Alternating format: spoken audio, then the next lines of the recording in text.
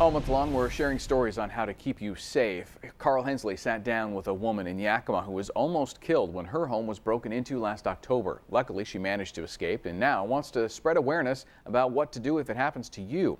We do want to warn you, some of the images you're about to see are graphic.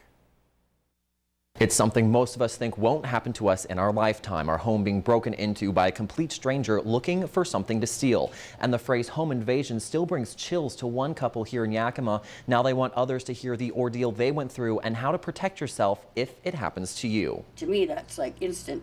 They're going to kill us. It was a scene straight out of a horror movie. Chris Fork and her fiance were waking up when they heard a knock at their door on a chilly morning last October. Moments later, they were being tied up, beaten, and threatened to be killed. They weren't going to let us go.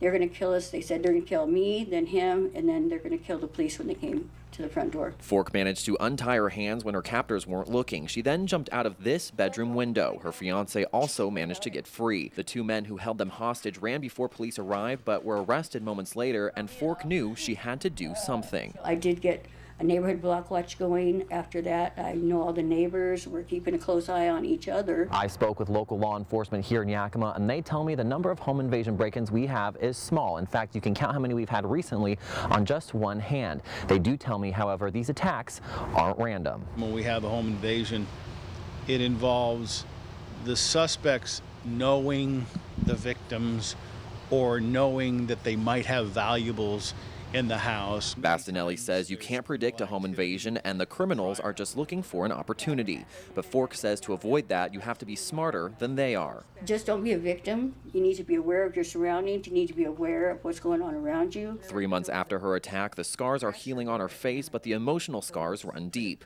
Fork says she still doesn't know why her home was targeted. Will we ever know? We don't know. So all I can say is just be proactive, be aware of your surroundings, go with your gut instinct, which with me is I'm going to die and I'm not going to have my daughter, 21 years old, coming and identifying me at the morgue. In Yakima, Carl Hensley, NBC, right now.